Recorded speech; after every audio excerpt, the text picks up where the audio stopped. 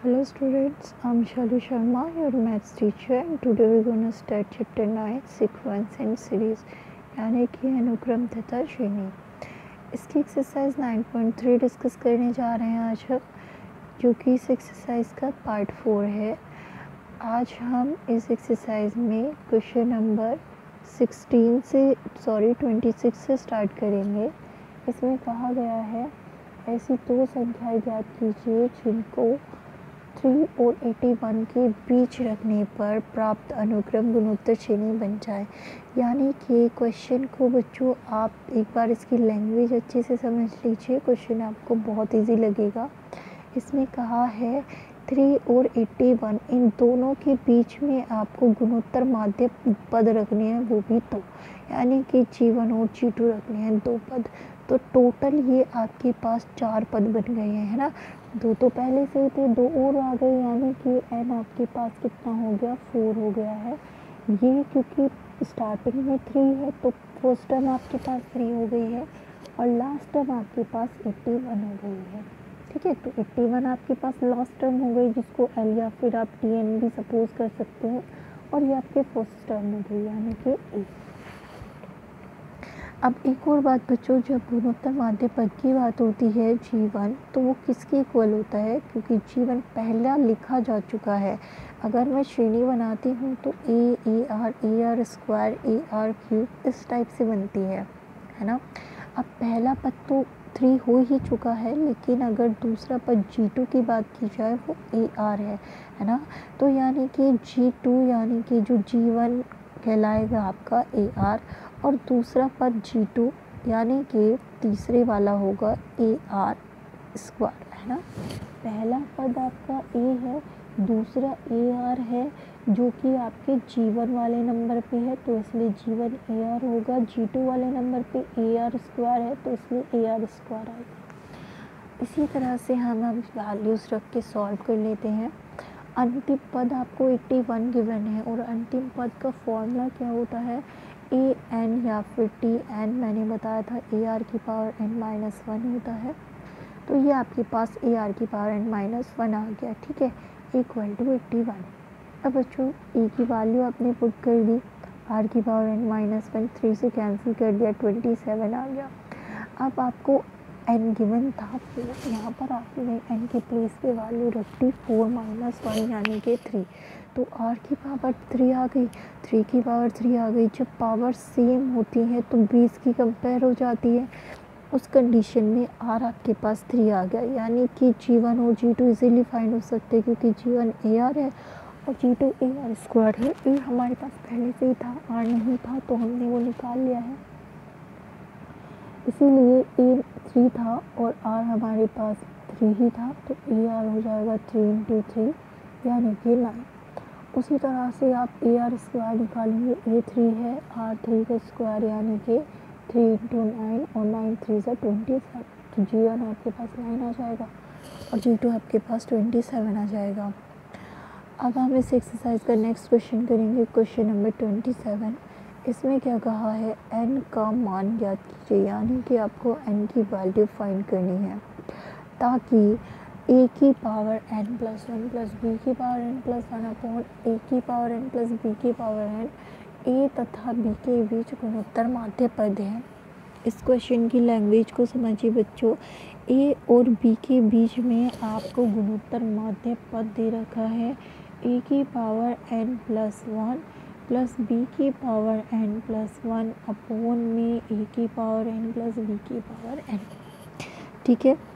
और जो भी आपके पास गुणोत्तर माध्य पद होता है, जो हमेशा बीच में होता है, वो किसके इक्वल होता है, ये समझ लीजिए।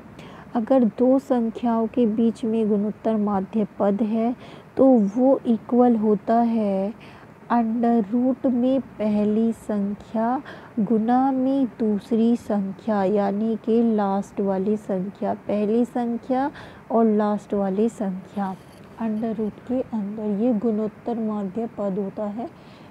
फॉर्मूला है ये, आप नोट कर लीजिएगा, G = √AB। तो इस क्वेश्चन में आपको गुणोत्तर माध्य पद ये दे रखा है, तो ये ही इक्वल होगा √AB के, ठीक है। ये टर्म इक्वल हो जाएगी अंडर रूट ए बी के। तो अंडर रूट का मतलब क्या होता है, ए बी की होल पावर 1/2, यानी कि पावर अलग अलग जाएंगी, ए की पावर 1/2 और बी की पावर 1/2। ठीक है, तो इस तरह से आपके पास ये आ जाएगा। अब क्योंकि इसके नीचे 1 मान के क्रॉस मल्टीप्लाई कर देंगे तो 1 की मल्टीप्लाइज पूरे में करेंगे, ए की power n plus 1 plus b की पावर n प्लस 1 आ जाएगी, और ए की पावर 1/2 बी की पावर 1/2 की मल्टीप्लाई अगर हम ए की पावर n प्लस बी की पावर n में करेंगे तो बच्चों अगर मैं फर्स्ट टर्म में इसकी मल्टीप्लाई करूँगी, फर्स्ट वाली टर्म में मैंने मल्टीप्लाई की ए की पावर n में, तो मल्टीप्लाई में पावर ऐड हो जाती हैं जब बेस सेम होते हैं, तो n में ऐड हो जाएगा 1/2, बी की power 1/2 as it is plus. अब सेकेंड टर्म बी की पावर n में कर रही हूँ तो बी वाला जो बेस है बी वो सेम हो जाएगा, यानी कि n प्लस 1/2 हो जाएगा। ये पावर साइड हो जाएंगी, तो यानी कि आपके पास ये वाली टर्म आ जाएगी। अब इसमें इस टर्म को आप लेफ्ट हैंड साइड लेके जाएंगे और इस टर्म को आप राइट हैंड साइड ले आएंगे। ठीक है, तो यानी कि ये वाली आपके पास टर्म्स बन जाएगी। अब जो ए की पावर n प्लस 1 है, इसको क्या लिखा जा सकता है, इसको आप 1/2 प्लस 1/2 लिख सकते हैं। क्यों लिखेंगे, क्योंकि यहाँ पर ए की पावर n प्लस 1 रखा है ताकि ये कॉमन आ जाए दोनों में से। अगर इसको हम ये लिख सकते हैं कि पावर n प्लस 1 प्लस में 1/2, यानी कि अगर हम इसे अलग अलग करें तो ये हो जाएगा ए की पावर n प्लस 1/2 और ए की पावर 1/2, ये बन जाएगी टर्म। ठीक है, और इन दोनों ही में से कॉमन आ जाएगा ए की पावर n प्लस 1, तो यहाँ पर क्या बचेगा, अभी मैंने आपको इसको डिवाइड करके दिखाया था, ए की पावर n प्लस 1/2 और ए की पावर 1/2। तो अगर ये कॉमन आ गया तो ए की पावर 1/2 बचा, और इसमें से ये कॉमन आ गया तो बी की पावर 1/2 बचा। सिमिलरली इधर वाले में अप्लाई करना है आपको, बी की पावर n प्लस 1 को क्या लिखा जाएगा, बी की पावर n प्लस 1/2। ठीक है, और बी की पावर 1/2, तो इन दोनों ही टर्म में से बी की पावर n प्लस 1/2 कॉमन आ जाएगा, तो ए की पावर 1/2 माइनस बी की पावर 1/2 बचेगा, जो भी कैंसिल हो गया दोनों साइड से। अब ये मल्टीप्लाई में है तो इधर डिवाइड में जाएगी। अब दोनों ही पावर सेम है तो एक साथ लिख देते हैं। 1 को बच्चों 1 को अगर देखा जाए तो किसी भी टर्म की पावर 0 उसकी वैल्यू 1 होती है ना, तो लेकिन हमें a upon b base same चाहिए, तो इसलिए 1 को मैंने क्या लिख लिया, a अपॉन बी की पावर 0 लिख लिया, जिसकी मान क्या होता है 1 ही होता है। ठीक है, इसकी वैल्यू भी 1 ही होती है, तो a अपॉन बी की पावर 0 लिख लिया। अब बच्चों अगर आप कंपेयर करेंगे, क्योंकि जब बेस सेम होता है तो पावर को कंपेयर कर देते हैं, तो इसलिए n प्लस 1 किसके इक्वल आ जाएगा, n प्लस 1/2 0 के इक्वल आ जाएगा, और यहाँ से n हो जाएगा माइनस के 1/2। ठीक है, अब स्टार्ट करते हैं क्वेश्चन नंबर 28। इसमें क्या कहा है क्वेश्चन नंबर 28 में, क्वेश्चन नंबर 28 में कहा है दो संख्याओं का योगफल उनके गुणोत्तर माध्य का 6 गुना है, तो दिखाइए कि संख्याएं 3 + 2√2 रेशियो 3 - 2√2 की अनुपात में होंगी, ये आपको दिखाना है। तो मान लीजिए कि संख्याएं क्या हैं, ए और बी है, क्योंकि कहा है संख्याओं का योगफल, तो जब तक हम संख्याएं नहीं मानेंगे उनका योगफल कैसे करेंगे। अब इनका योगफल किसके इक्वल कहा है, 6√ab के इक्वल कहा है ना। तो हमने लिख दिया है a + b गुणोत्तर माध्य का 6 गुना है। मैंने पहले भी बता दिया था गुणोत्तर माध्य √ab होता है g के इक्वल। ठीक है, तो ये टर्म हमने लिख दी, इसको फर्स्ट इक्वेशन मान लिया। अब बच्चों इसको हम अगर a + b के स्क्वायर की फॉर्म में बनाएं या रूट की फॉर्म में बनाएं तो क्या करना होगा हमें, अगर प्लस के लिए बनाना है तो इधर की साइड प्लस के 2√ab ऐड करना पड़ेगा, और जो टर्म लेफ़्ट साइड ऐड करते हैं वही राइट साइड भी ऐड करनी पड़ती है ना। तो यानी कि ये टर्म आपके पास बन जाएगी, a को आप √a का स्क्वायर लिखेंगे, b को आप √b का स्क्वायर लिखेंगे, और प्लस में 2√ab है ना। तो a² + b² + 2ab किसका फॉर्मूला होता है, √a + √b का होल स्क्वायर, यानी कि a² + b² + 2ab। ठीक है, तो इसको होल स्क्वायर लिखा जा सकता है, और 6 + 2ab हो जाएगा 8ab। पुनः समीकरण 1 से लेंगे, इस इक्वेशन को हमने सेकंड सपोज कर लिया है, समीकरण 1 से दोबारा हमें लेना है।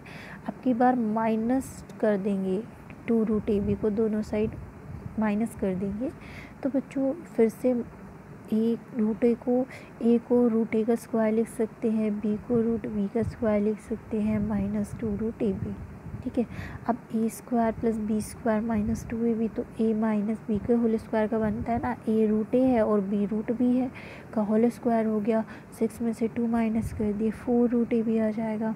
ये इक्वेशन आपकी थर्ड हो गई। अब बच्चों अगर हमें रूट ए बी को हटाना है तो इक्वेशन सेकेंड अपॉन थर्ड करनी होगी, तो सेकेंड अपॉन थर्ड इक्वेशन कर दी हमने। रूट ए बी से रूट ए बी कैंसिल हो गया, 2 से 4 कैंसिल हो गया है ना, 4 2 सा 8, 4 से 8 कैंसिल हो गया, 4 2 सा 8, तो 2/1 आ गया है ना। अब स्क्वायर को जब दूसरी साइड लिया जाता है तो स्क्वायर रूट में आ जाता है, 2 तो बाहर नहीं जाएगा रूट से, तो रूट 2 1 बाहर आ जाएगा, तो रूट 2/1 जो कि हमने यहाँ पर लिखा है। अब बच्चों ये रूट तब तक नहीं हटेगा जब तक हम युगांतर अनुपात ना ले लें।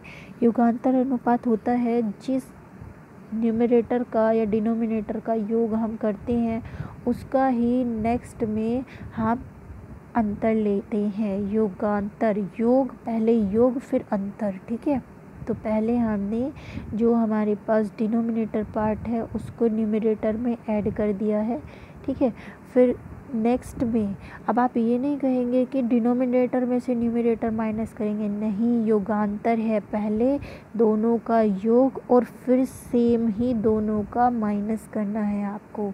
ठीक है, इसमें भी पहले प्लस करना है 1 और फिर सेम में बस माइनस करना है। ठीक है, चेंज होना है माइनस का, ऊपर की टर्म सेम ही रहेंगी।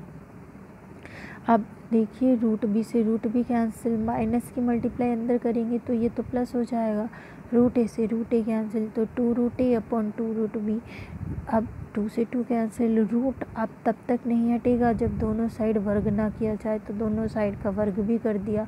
वर्ग करने पर स्क्वायर रूट कैंसिल हो गए है ना, इसका स्क्वायर कर दिया तो इस पे भी न्यूमरेटर पे भी स्क्वायर जाएगा, डिनोमिनेटर पे भी स्क्वायर जाएगा है ना। अब रूट में 2 + 1 का होल स्क्वायर है, यानी कि अगर आप इसका फॉर्मूला खोलेंगे तो कैसे खुलेगा, √2 का स्क्वायर प्लस 1 का स्क्वायर प्लस 2 √2 है ना, ये तो आएगा 2 √2 × 1, तो 2 रूट का स्क्वायर 2 हो गया, 1 का स्क्वायर 1 हो गया, और 2 √2 क्योंकि 1 की मल्टीप्लाई किसी में भी करो यही रहता है, 2 और 1 3 हो गया, 3 + 2 √2। इसी टाइप से आप नीचे वाले का भी फॉर्मूला खोल देंगे तो 3 - 2 √2 आ जाएगा। तो रेशो की फॉर्म में आप इन्हें लिख दीजिए, A/B = 3 + 2 √2 और रेशो में 3 - 2 √2। इस टाइप से आप इन क्वेश्चंस को सॉल्व करेंगे। आज की वीडियो में बच्चों हम इतना ही करेंगे। आई होप आपको क्लियर हो गया होगा। Thank you.